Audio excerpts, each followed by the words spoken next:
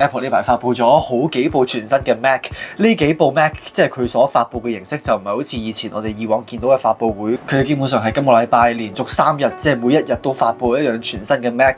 咁我哋就開始講啦。咁首先就係全新嘅 Mac Mini， 即係大家睇下呢個全新嘅 Mac Mini 比起上一代係細幾多，感覺上有啲似 Mac Studio， 即係前面有2個 USB-C 頭同埋一個 headphone 頭，佢個高度應該係高過上一代嘅，咁不過就明顯縮細咗好多。而機身後面亦都有 Thunderbolt、Ethernet 同埋 HDMI 頭，而呢個亦都係 Apple 嘅第一個100% 碳中和嘅 Mac 啦。假設大家有興趣嘅話，咁當然佢有嘅就係全新嘅 M4 晶片同埋 M4 Pro 晶片。M4 有10核心 CPU、10核心 GPU， 比起 M1 係快 2.2 倍，而比起 Intel 嘅 Mac Mini 係快13倍。而 M4 Pro 就有14核心 CPU、20核心 GPU， 比起 M4 係快2倍。記憶體寬頻比起上一代快75%。佢支援 Thunderbolt 5，即係每秒可以高達120GB 嘅傳輸速度，高達64GB 嘅 RAM 同埋8TB 嘅 SSD。而 M4 Pro 亦都可以將你個 Mac Mini 連去3個 Extra Display 嘅，同埋當然佢都支援 Apple Intelligence。價錢同上一代一樣，都係4599蚊。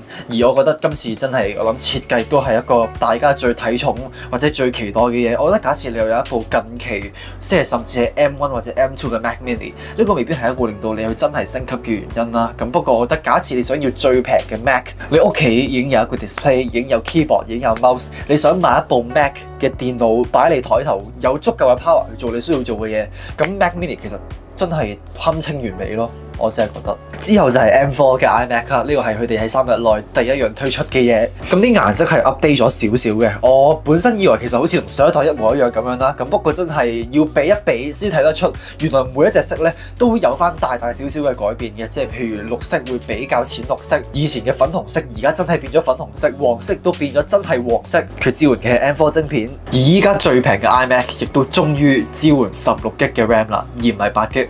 呢個真係等咗好耐，同埋依家你加1500蚊港紙咧，你就可以將你嘅 iMac 嘅 mon 就變成呢個嘅啞面嘅玻璃。佢嘅用處就係好似我諗係 iPad Pro 或者之前嘅 Studio Display 一樣，當你個 mon 靠近一個好光嘅光源嘅話，佢就會打散啲光源，就令到你可以好清楚咁樣睇到你個 mon 顯示緊嘅嘢咯。同埋依家嘅 iMac 咧，佢都支援呢個嘅12萬像嘅超廣角鏡頭，呢個係喺之前嘅 iPad 都一直以嚟都係好普及嘅一件事啦。咁不過依家除咗可以做到呢個嘅 Center Stage之外咧，即係你去到邊度佢都會跟住你行。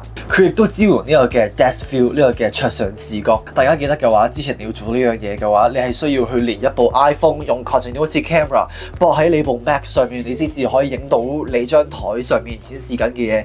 咁不過依家咧，你嘅 iMac 嘅鏡頭咧，亦都可以直接做到呢樣嘢咯。同埋當然，即係由呢個嘅 iPhone 踏入 USB Type-C 嘅旅程開始，基本上所有嘅嘢都代表要轉做 USB Type-C。咁而今次嘅 Magic Mouse 咧，同埋 Magic Keyboard 咧，亦都終於係 Type-C 啦。而最後就係 MacBook Pro 啦，佢嘅外觀啦，基本上佢大部分嘅嘢同上一代都真係唔係話好大分別。基本上之前好似有一段時間係流傳咗出嚟啦，咁不過大家就會覺得未必係真啦。點都好，依家你就可以買到當時流出嘅嘢咯。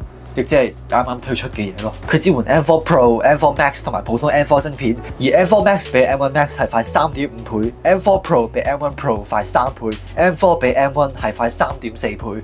你會發覺有好多嘅數據啦，而你都會知道感覺上好似佢唔係同可能上一代 M3 或者 M2 去比較。當然我會想知道佢比上一代係直接差幾遠啦。咁我假設你有興趣嘅話，呢個就係一啲你可以參考嘅數據咯。咁不過呢啲即係成3點幾倍嘅呢啲數據，全部都係喺一個情況之下，其他情況就可能爭得多啲，有啲情況又可能爭得少啲。總言之，就大家應該會快啲嘅，而佢嘅電量亦都係 Mac 有史以嚟最大嘅電池啦。佢係支援24個鐘頭。當然，假設你真係愛嚟剪片、愛嚟去做可能 Photoshop、愛嚟做一啲好需要好多 power 嘅嘢，就絕對冇24個鐘頭啦。純粹就係粒電大啲，你部電腦可以 last 得耐啲咁樣嘅啫。佢支援 Apple Intelligence 同埋呢個嘅12萬像超廣角鏡頭，亦都支援 WiFi 6E 同埋藍牙 5.3。咁3部機其實你依家已經可以訂㗎啦。咁佢就會喺11月8號香港時間就會正式發售。咁以上就係一啲好簡單，對於我諗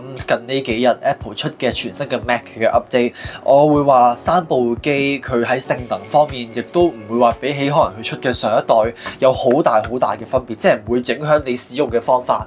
因為上一代都係 Apple Intelligence 啦。首先，咁不過假設你有一部 Intel 嘅 Mac 或者可能有一部 M1 而你覺得係時候要 upgrade 嘅話，或者呢個係一個機會咯。咁唔知大家會唔會 upgrade 咧？今次出咗全新嘅 M4 晶片，佢哋喺前幾個禮拜都推出咗一個全新嘅 iPad Mini， 我都冇機會去講。地下啲顏色支援 Apple Pencil Pro， 儲存空間128GB 起跳，咁就係咁樣咯。另外佢哋都靜靜嘅 update 咗 MacBook Air 啦，佢哋一直以嚟都係8GB 嘅 RAM 起跳，依家就變咗16GB啦。咁係啦，我覺得即係8GB呢個真係都有啲水魚嘅，真係。以上就係一啲我諗近期 Apple 喺即係硬件產品方面嘅一啲比較大嘅 update 啦。佢哋都推出咗 Apple Intelligence 嘅意，我亦都 download 咗啦。我自己我為咗去即係用呢樣嘢，我將部電話轉咗做英文啦。呢個全新嘅 Siri 嘅 animation 我都覺得都幾型嘅，真係。當然仲有啲嘢佢發布咗，都係要喺下一個 update 先出嚟啦。咁不過我諗我哋到時候再拍嗰條片都未遲啦。所以就係咁樣啦。唔知大家對呢期嘅 update， 呢期 Apple 嘅 update 有啲咩諗法呢？你覺得係咪一個大更新呢？到底會唔會係一個我諗可能大家會 expect 再多少少嘅嘢呢？我最近都出少咗好多片啦，咁我諗嚟緊有一段時間都會 keep 住呢個出片嘅速度啦。咁不過我諗真係到咗可能某一個時候，啲片就會翻嚟㗎啦。真係嘅，咁所以就係咁樣啦，就記得撳 like 啦 ，subscribe 撳鐘。假設你真係想喺一個月入邊唔知出得嗰幾條片，你想即刻收到通知嘅話，咁你就撳埋個鐘仔啦。